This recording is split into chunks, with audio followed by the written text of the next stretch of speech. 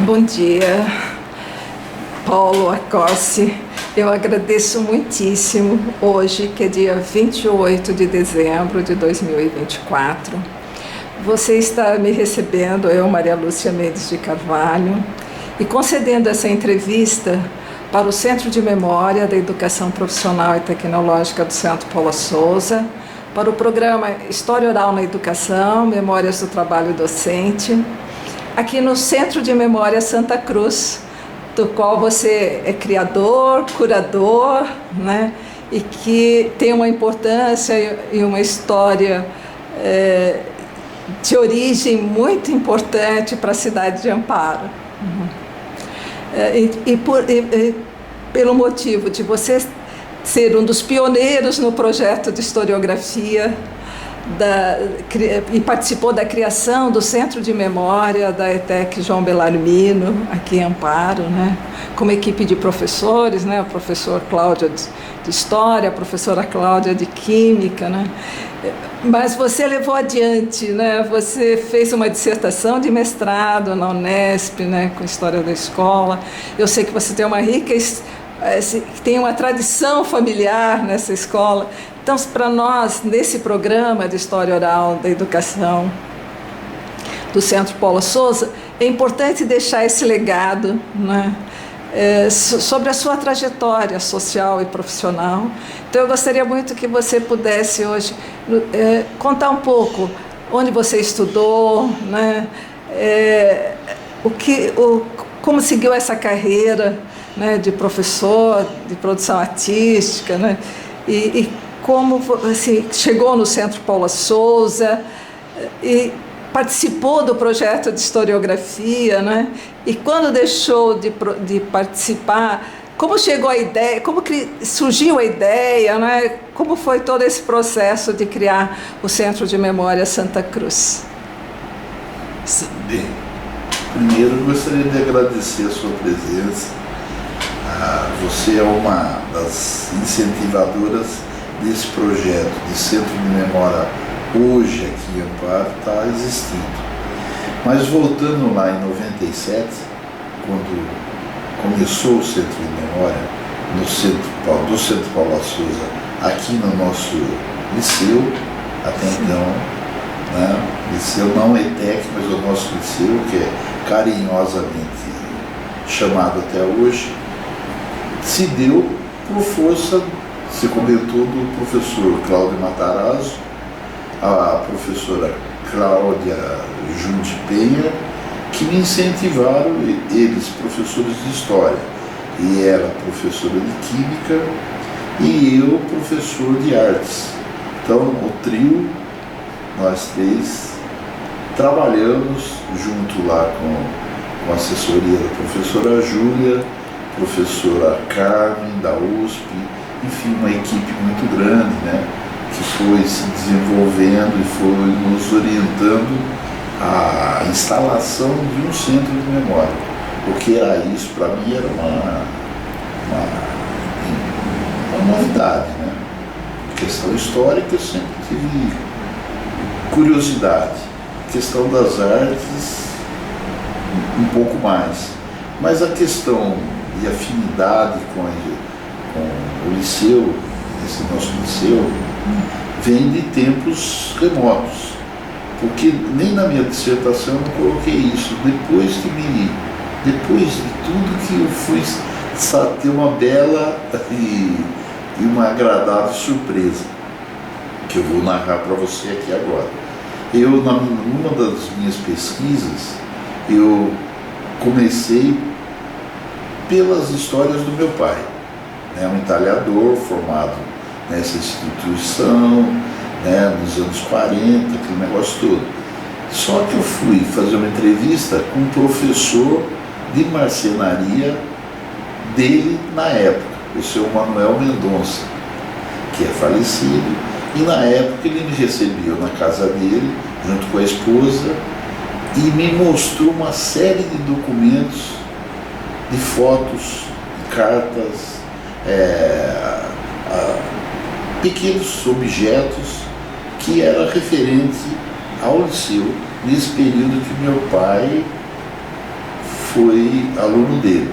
Só que foi uma agradável surpresa, porque dentre esses documentos, a mulher dele separou um cartão postal que era dos formandos de 1919. Aí, o que aconteceu nesse momento? Quando ela me mostrou essa foto, eu falei, seu Manuel, aqui atrás tem um nome, é Francisco, não é Manuel. Onde o senhor está nessa foto? Aí ele falou, olha, esses formandos não é a minha formatura, eu me formei depois. Aí é a formatura do meu irmão, que é o Francisco. Eu só fui me formar depois por conta do meu irmão Francisco. Mas se você olhar bem aí ele me dizendo, se você olhar bem aí, você vai reconhecer uma outra pessoa aí. Eu falei, eu não estou enxergando muito bem, o cartão postal era muito pequeno, e as cabecinhas das crianças todas, quase um alfinete assim. Eu falei, não consigo identificar ninguém. Ele falou, pois é, eu não enxergo muito bem. Você não consegue identificar, mas aí está o meu irmão Francisco, eu não sei onde ele está, mas ele está do lado do seu avô. O meu avô se formou junto com o irmão dele. Aí nessa foto, aí eu corri nos papéis e fui ver as inscrições de alunos. Aí estava lá o nome Francisco e logo abaixo o nome do meu avô. Os dois se formaram em correaria e trançagem. E qual era o nome inteiro do seu avô? O nome do meu avô, o meu pai, Albano Pereira, e o meu avô paterno, né? O nome dele, ele foi, antes de falar o nome dele, ele foi. Depois de lá, ele foi celeiro, depois trabalhou com táxi em Amparo, depois ele trabalhou como agente que fazia a guarda noturna em Amparo. Então essa pessoa que eu poderia ter escrito mais coisas. Estou te narrando esse fato agora. Então esse meu avô, que eu conheci só por fotografia, né?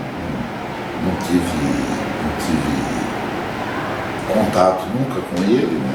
E nem saberia escrevê-lo quando criança, só fiquei sabendo dele quando avô, quando adulto. Um senhor magro, ereto, careca, né? Perto do seu carro, aqueles carros antigos, aquele negócio todo. E quem me deu essa notícia foi o senhor Manuel, nessas pesquisas que a gente vai começando a... E que ano foi isso, mais ou menos? Você lembra? Essa pesquisa que eu fiz foi na época que eu estava... 2000, 2001. 2006, 2004, 2002 e 2004 que eu comecei a pesquisa. Então, essa é uma história. Então já é uma tradição que vem do avô. Já vem do avô. Aí eu digo o seguinte, se o meu avô se formou lá, depois o meu pai, depois eu, depois as minhas filhas, e agora, 2024, o meu neto. E que curso você fez? Essas 5 gerações, desde a fundação da escola, a minha família está presente lá em todas. Então, o meu avô, o meu pai, eu, 2 dos meus filhos e agora um neto. Então todos estão, de alguma forma, registrados a ETEC João Bellarmino. Na memória da ETEC João Bellarmino. Né? E você fez que curso em que ano? Bom, aí eu fiz primeiro o grupo escolar, depois o ginásio industrial, que eu fiz no Liceu. Então eu fiz tornearia mecânica, fiz marcenaria, era um ginásio industrial que ia, depois você fazia uma opção por um. Mas eu fiz forja, fiz fundição, fiz tornearia mecânica, fiz um pouco de eletricidade. Então essas coisas todas eu fui fazendo. E depois, quando terminei o ginasial, eu fui fazer um curso técnico em contabilidade. Então eu sou contador. Fiz contabilidade. Depois da contabilidade eu fui fazer artes plásticas na PUC. E como é que surgiu a ideia de fazer artes plásticas? De contabilidade para artes plásticas? Essas coisas que a gente vai tentando fugir e nunca foge, não sai da gente, né? Essa coisa do fazer, da questão das coisas plásticas, né? Eu tinha isso em casa diariamente. Sim. Meu pai era um escultor, era um entalhador, ele trabalhava tanto com a madeira que eu sentia o cheiro dele quando ele chegava. O pai chegou. Ele cheirava madeira, cheirava a embuia. Eu sei o que é isso porque eu sou neta de marceneiro, não então... Tem aquela coisa do cheiro, não sai, fica impregnado, né?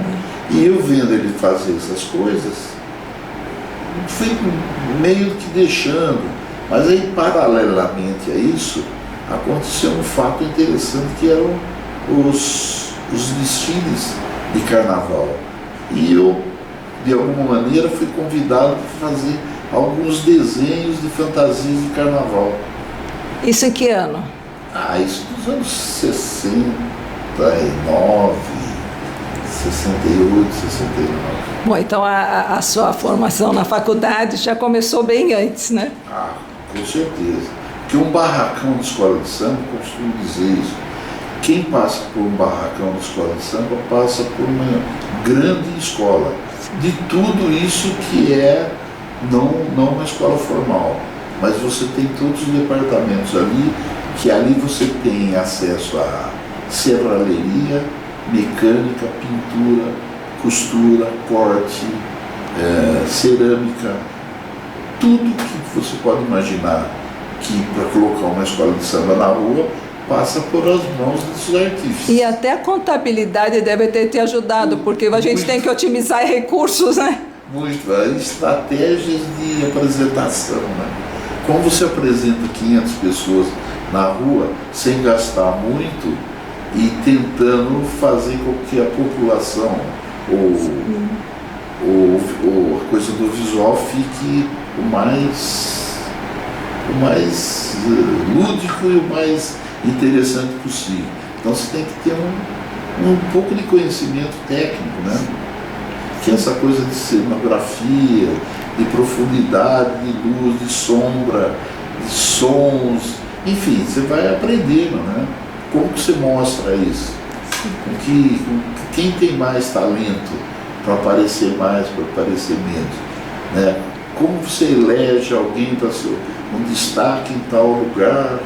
E, quer dizer, essas coisas tem todo um teatro, como o Joãozinho 30 diz, é um teatro ambulante, né?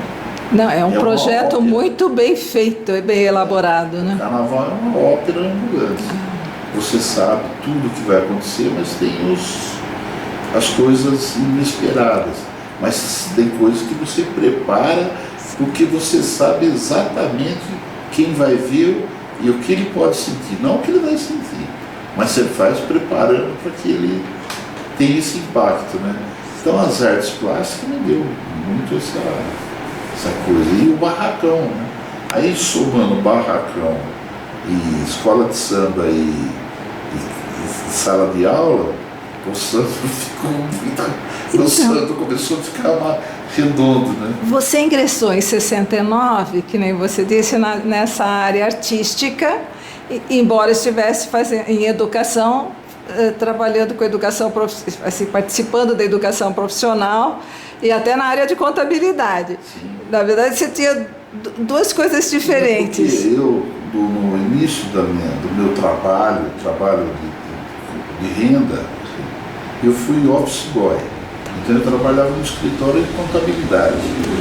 Então toda a parte de levantamento de dados com talonário de notas fiscais, tudo aquilo eu recolhia de todas as empresas para um escritório daqui de Amparo, levava esse material todo, fazia toda a transcrição para os livros de entradas e saídas, depois tinha o balancete final, tudo feito no... Não, e eu estou entendendo você, porque assim, eu também trabalhei em escritório, no ginásio, na 8ª série, eu fui para a noite para trabalhar em escritório, a gente era incentivado pelos pais a fazer contabilidade, porque era uma profissão da época, do final da década de 60, início de 70, que foi o que você fez, que foi o que você trabalhou, depois, né? Eu tenho aqui, depois eu vou te mostrar, eu tenho guardado, isso eu guardei Não, a gente gosta de guardar algumas coisas como referência. E eu tenho esses livros que eu escrevi. E você tem o diploma? Os livros que eu escrevi, os borradores da época, eu tenho guardados, todos eles, né, dos anos 60, 70. E depois eu fui para uma loja, fui gerente de loja, de eletrodoméstico. Depois de 10 anos eu fui buscar meu diploma na PUC. Olha! Depois de 10 anos de formado que eu fui pegar o meu diploma. Aí tive que aprender de novo como dar aula, né? Eu não aprendi logo, fui. E como é que foi essa mudança de estar no comércio para a educação? Então, essa mudança foi nos anos final dos anos 70, teve uma crise violenta sobre dinheiro, grana. O nosso dinheiro não valia mais nada. Sim. Então eu tinha uma loja. Nessa loja eu vendia um aparelho de TV de manhã, quando eu ia comprar uma tarde eu tinha que pagar 3 vezes mais. E o dinheiro desvalorizou tanto que veio os planos depois, esse plano real. Mas já era o regime militar, né? Era regime militar. Sim. Porque no final da década no começo da década de 80, eu estava trabalhando na Ródia e eu me lembro que a inflação era mais de 80%. Você perdia o salário que você ganhou no mês. Nesse tempo que eu estava com loja. Então o que eu vendia eu não conseguia repor e não conseguia receber porque as pessoas também não tinham mais dinheiro. O dinheiro, aquela relação do overnight, né? Aplica para pegar tarde, põe à noite, e o dinheiro subiu do mercado por conta de uma inflação gigantesca. Até que veio o plano cruzado, eu acho, do Sarney. Isso mesmo. O plano cruzado que deu uma estabilizada, né? Rápido. Depois que o real é que realmente o real que... Isso. Bom, mas enfim. Então minha trajetória é... Paulo, e como foi, assim, de que período você ficou no Centro de Memória? E como foi esse processo? Olha, o Centro de Memória, na minha vida acadêmica, no liceu, ele sempre foi presente. Desde quando eu ingressei em 96. Já em 97, o convite do Cláudio e a Cláudia, nós já implementamos o começo do Centro de Memória. Então, para mim foi uma novidade e eu agarrei isso com todo o gás e fomos tendo as coordenadas do Centro Paulo Souza, os cursos, fiz cursos de historiografia, no Arquivo do Estado de São Paulo nós fazíamos processos de higienização, de catalogação, de apresentação para o consulente, os programas de formatação, de organização desses documentos, né? Porque isso para mim é uma novidade. Quando a gente pensa que tudo é documento, né? Um papel de bala, um relevo arquitetônico, um quadro, uma nota fiscal, uma ferramenta, um escrito de um aluno, um caderno do professor, um atestado de óbito de alguém que que deixou na escola. Mas você sabe... Tudo isso é documento? Por isso que a gente restringiu a história da educação profissional. E nos congressos brasileiros de história da educação, começaram a falar em educação profissional somente em 2011. Então você vê a importância do nosso projeto, que surgiu com a Carmen Vidigal da USP, né, como você falou, e que foi incorporado e apoiado, né, pelo professor Almério, né, sem dúvida, que aceitou, né, o desafio, e pela professora Júlia Falivene, que o coordenou, né? Saudosa Júlia, né? E o Almério sempre esteve presente nesse processo todo e incentivando, né? Aí um dia até tem uma brincadeira, nós fizemos uma reunião aqui, eu estava no início do projeto e fui lá, sentamos na mesa com o Almério e tal, e eu falei, Almério, eu espero que o senhor dê a maior força para o projeto.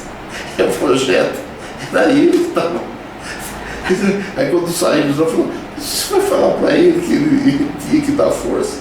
Aí ele estava botando lenha no projeto. Eu falei, eu não sabia tanto de quem estava coordenando tudo, né? Sim. E aí o projeto foi assim, foi ficando um projeto interessante. Eu não sabia que ele tinha estado aqui em Amparo também. Você tem fotografia desse período dele em Amparo? Eu acho que tenho, viu? Então, porque eu tenho dele em Sorocaba nesse período. Seria interessante a gente ter uma fotografia do professor Almério aqui, né? Então, aí nós conseguimos uma sala especialmente para receber o acervo, né? O acervo, uma sala de exposições, de encontro. Depois a sala começou a se tornar uma sala de aula, né? Tinha o curso, eu dava aula no curso de patrimônio, curso de eventos, aí os alunos começaram a fazer uma atividade já que era compatível a trabalhar num arquivo, né? As primeiras contatos com o documento, de higienização, selecionar, colocar as luvas, né? Usar todo aquele material de higienização. Então nós fomos dando esses cursos para vários alunos. E vários deles, que eu conheço hoje, trabalham na área. E nós participamos nessas oficinas, porque eu também entrei no projeto em 2001, e nós participamos com a Ana Maria Camargo, de Almeida Camargo, que é bisneta do nosso patrono. Sim. Aqui da ETEC João Bellarmino. E acho que na Ana Maria nós fizemos um curso de arquivos pessoais. Arquivos lá da USP. Da USP também. Esse eu não fiz, vocês, quem estava antes do projeto. Eu entrei em 2001, então eu não fiz. Então nós fizemos vários encontros, né? Encontros que, nossa, foi fantástico. Memoráveis, né? Memoráveis, porque tinha uma qualidade de técnicos, técnicas e gente especializada. Aí eu costumava falar, todo o processo que a gente trabalha aqui no Centro de Memória, é um processo com normas internacionais. Aí eu passava um vídeo para os alunos que é um tratamento de um vaso vazio, que não era num lugar qualquer, era no Louvre. E a conservadora de lá, a abertura do vídeo demora 7 minutos, só para ela levar o vaso de onde ela fez, levar na reserva técnica. Ela não pega o elevador, ela vai a pé. E ela vai com todo cuidado levando e vai falando sobre como que é o processo de salvaguarda e os recursos que são utilizados no Louvre para essa peça chegar na reserva técnica. E o cuidado que tem que ter. Porque você não catalogou direito, se referenciou, você perdeu o documento. Ninguém acha mais. E isso nós fizemos com todo carinho. Não, foi muito. E nós mantemos, viu? E nós mantemos isso. Eu estou no projeto desde 2009, né, que nós criamos o projeto de memórias, né, que é originário de historiografia, e nós seguimos as normas que estão no inventário de fontes que na época era o ISAD, internacional, e que o Brasil, a partir de 2006, já tem o NOBRAD, né? E nós continuamos trabalhando, né? Que é cria do ISAD, né?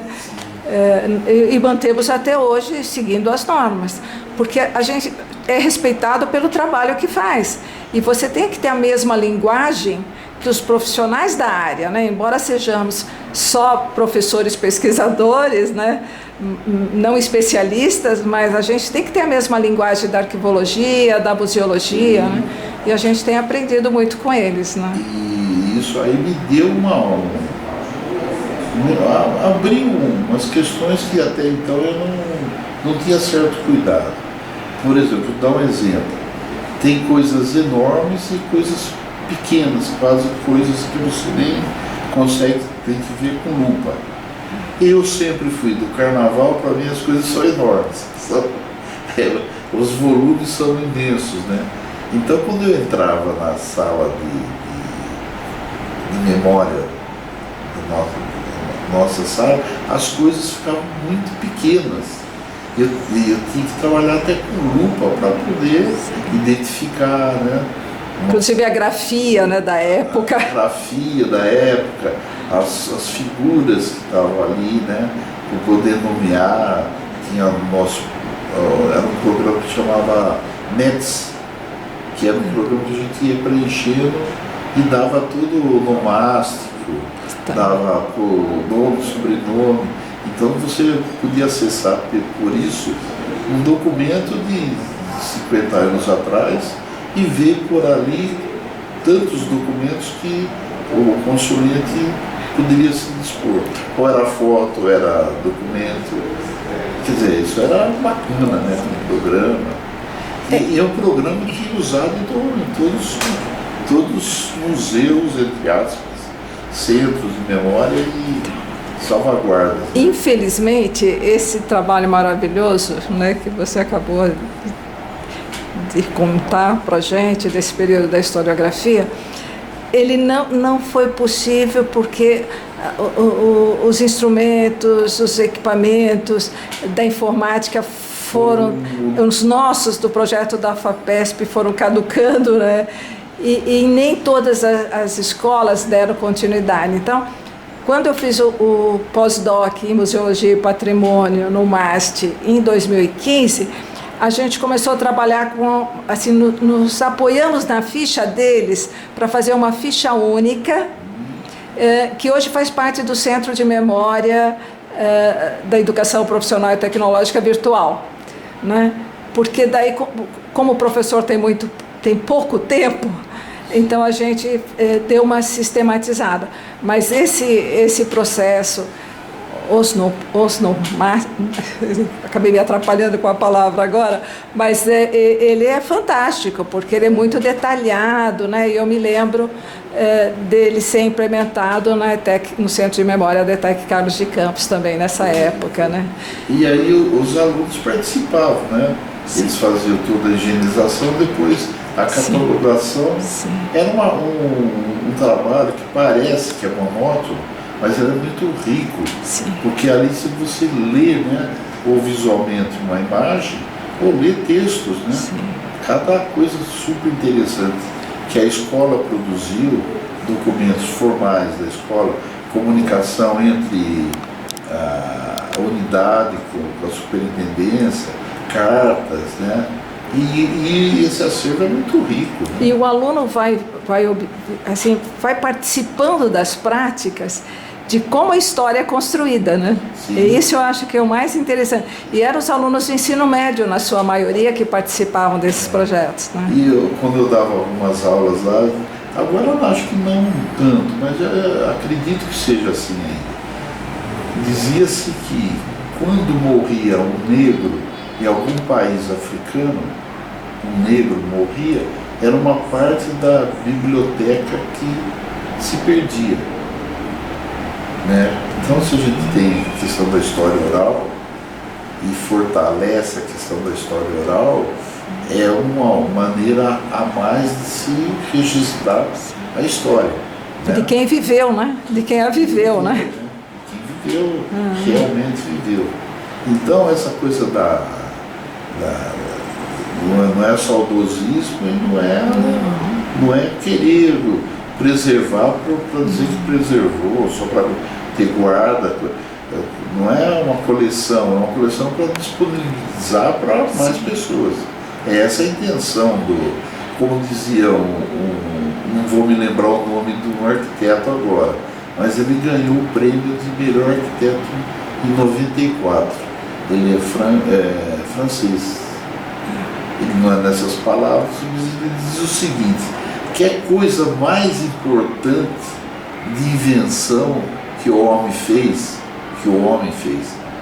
que é a rua, onde tudo acontece, todos têm que ter o mesmo respeito e direito, e tudo tem que funcionar plenamente, sem muitas propostas, né? Elas estão evidentes ali, que é a questão da arquitetura, da acessibilidade, acessos, idas, vindas, que é coisa mais democrática que uma rua. Então, por esse recorte, eu sigo mais ou menos isso, né? As histórias têm que acontecer na rua.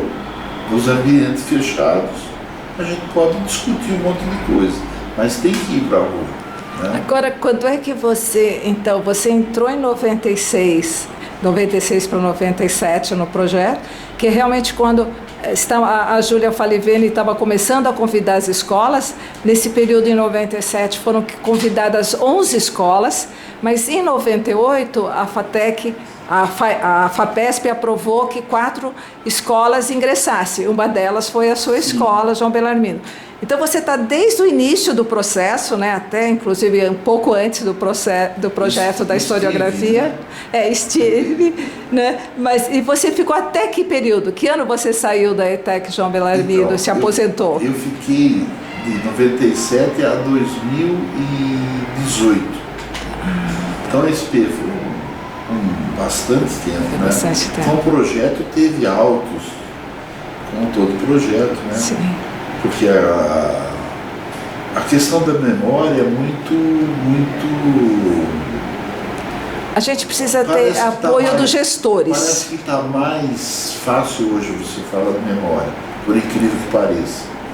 Porque um tempo atrás as pessoas não queriam nem saber o que era memória. Eu quero quebrar aquele casario, fazer de vidro e acabou, não tem.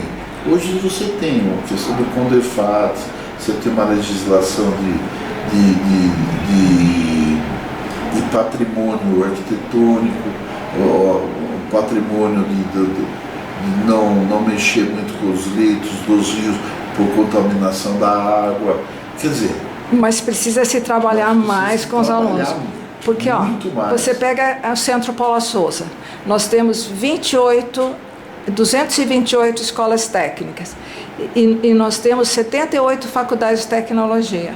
Nós temos oficialmente 2 FATECs conosco, que têm portaria da sua existência. Isso com muita luta. Temos mais 2 que têm acervo, mas ainda não tem centro de memória criado com apoio institucional. Temos os nossos centros de memória que ainda não conseguimos institucionalizar. A gente trabalha com projeto, mas precisa que a instituição porque tenha uma portaria institucional, porque nós vamos completar 27 anos de trabalho, de coleta de material. Então, aquilo não surgiu do nada. E não se pode perder, né? Então, ainda temos que trabalhar muito educação profissional, educação patrimonial nas escolas. A BNCC, ela tem contribuído para isso, e nós temos uma... Então, o professor Almério, com base na BNCC, ele, junto com a equipe de professores, né, que elaboram um currículo, na disciplina de História, está muito claro a importância do patrimônio material e imaterial para se trabalhar com os alunos, né? E eu acho que o único caminho é esse da educação, né? Que vocês faziam muito bem aqui, pelo que você falou, como era feito também na Carlos de Campos, durante o período do projeto de historiografia, de desenvolver práticas. A nossa luta ali era de fazer com que todas as disciplinas, todos os professores procurassem de alguma forma interagir com o centro de memória, né? Porque o centro de memória não é uma coisa para você matar a saudade, é para você criar estruturas e de conhecimento, né?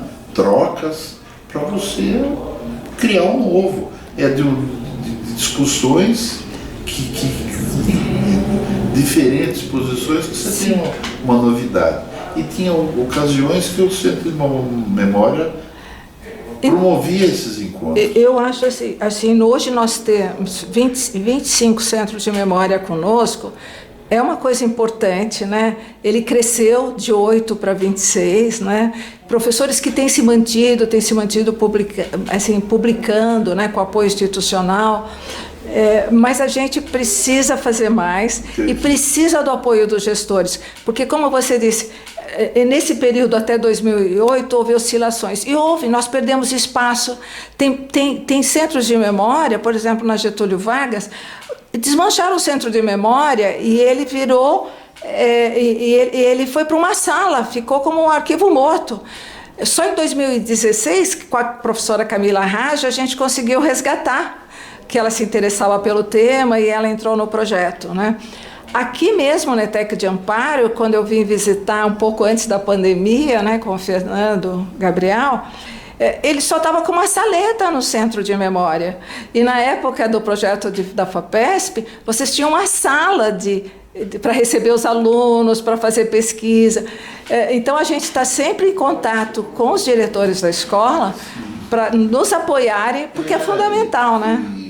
Isso é fundamental, o apoio, não só financeiro, mas político educacional, né? Sim, que sim. É uma forma de você acreditar que essa questão do pertencimento é tão importante como outras tantas disciplinas, né? Você, quando tem um aluno que ele está participando ou lá na biblioteca, ou lá no centro de memória, e produzindo, porque é uma produção. E para ele ver a evolução da ciência e tecnologia, né? Porque ali você tem o conhecimento das questões tecnológicas. E humanística, né? Como é que as pessoas se ouvem. Passado mas do que foi produzido. Sim. Né? Para você, muitas vezes, para dar um passo para frente, você tem que voltar um pouquinho, né? Para não repetir erros. Então, se você por ali não repete os erros do passado, você já tem um caminho. E muitas ideias que às vezes ficaram engavetadas. Exatamente. E daí você tem a oportunidade de resgatar, né? E esse projeto do Centro de Memória na instituição, da ETEC João Belarmino, para mim foi tão valioso que depois de sair, me aposentei, eu estou aqui trabalhando num centro de memória que eu achei uma casa que é minha, eu achei que esse espaço era importante e eu achei que ele era tão importante que ele virou um centro de memória. Mas a sua dissertação de mestrado foi feita em que ano? E foi antes da criação do Centro de Memória aqui em Santa Cruz? Ela partiu de um encontro que nós tivemos lá em São Paulo. Uma professora leu um artigo do Loyola Brandão. Sim, conheço. E ela falou, olha, esse artigo é interessante porque fala isso, fala de memórias, e vocês poderiam, cada um, escrever alguma coisa sobre isso, memórias. Eu vim para casa e falei, eu vou escrever memória, não era da escrita, escrevi, mas sentei e escrevi uma crônica, né? Aí coloquei o nome das palavras e as imagens. Aí escrevi uma crônica que está publicada no livrinho de cor, não vou falar toda ela, mas é sobre uma pessoa que trabalhou em determinado momento nessa escola, e que todo mundo dizia que ele era isso, mas não tinha nenhum documento. E eu, por curiosidade, tropecei no documento. Aí escrevi assim. Foi nesse livro dos 100 anos, naquela crônica dos 100 anos? Ah, nós temos lá no Centro de Memória. Então, e a partir daquela crônica, aí eu levei para Unicamp, depois levei lá para a Unesp. Falei, eu quero falar sobre isso. Foi minha carta de apresentação. Mas você quer falar sobre o quê? Eu falei, eu quero falar exatamente sobre essa crônica. Quantos não tem que provar alguma coisa e não tem documento? Talvez. E foi a partir da crônica que Muito interessante. E aí lá na Unesp. Que ano foi isso? Foi 2006. Aí na Unesp, a minha orientadora, ela é do Recife, ela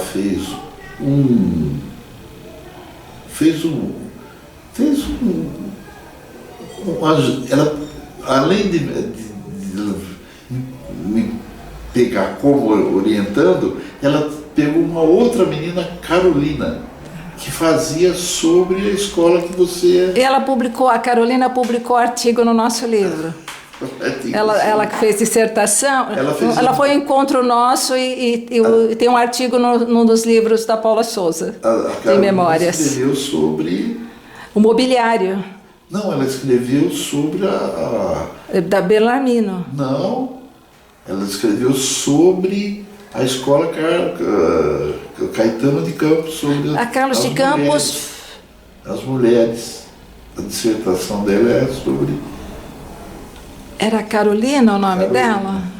E aí eu fiz aqui e ela nos orientava os dois, porque quase que dava um núcleo só de discussão sobre o trabalho na Unesp. Ah, interessante. Ela orientou nós dois. Aí depois eu falei, puxa vida, isso dá para expandir lá na Unesp. Na Unesp, o Centro Paulo Souza, como tem nós dois, poderia ter mais 4, sim, mais 5. E mais gente orientando, porque diversifica. Eu fui para o lado da marcenaria e do entalhe, lógico que tinha a parte histórica, que o Matarazzo me deu muita informação, né, sobre a história da unidade aqui. A Carolina tinha também, ela fazia parte do Centro de Memória lá. E foi coincidência. Ah, é a Marielle. Será? Mas a Marielle escreveu sobre moda. Sobre rua, era das mulheres. Isso, era sobre as mulheres. Ela escreveu sobre as revistas, sobre o acervo. Lá na Carlos de Campos, isso mesmo. Ah, então já sei qual Carolina. Sabe, Carolina? Sei, sim. Ela trabalhou também na CETEC. Inclusive, ela participou de um clube de memória para os professores produzirem vídeo, logo no comecinho. Carolina, né? É Carolina, sim, Marielle. Carolina. É Carolina, mas tem um sobrenome. Eu acho que é Marielle, mas... Tem os cabelos curtos. Isso. Na transcrição, eu vou confirmar esse nome dela, né? E daí, depois... E que ano você criou o Centro de Memória Santa Cruz? Aqui faz 3 anos. 3 anos. 2024. Depois da pandemia, então. Na pandemia a gente já ficou muito fechado. E aqui eu já tinha essa ideia. Bom, Paulo, eu vou encerrar essa gravação, vou transcrevê-la, vou mandar para você, pedindo autorização, já te mando daí o termo de autorização, né? Eu estou com esse projeto no Comitê de Ética, então tenho que esperar eles liberarem o termo de livre consentimento, esclarecimento. Assim que eu receber, daí eu mando com a transcrição e tudo. E ele vai ficar no nosso site de memórias, dentro desse programa que eu disse, que é História Oral na Educação, Memórias do Trabalho Docente. Agradeço muito você ter nos recebido hoje aqui no Centro de Memória Santa Cruz, né, que você criou. Um belo espaço para a cidade, para a memória da cidade, né? E muito obrigada. Gente, estou à sua disposição. Viu? Muito obrigado. Então,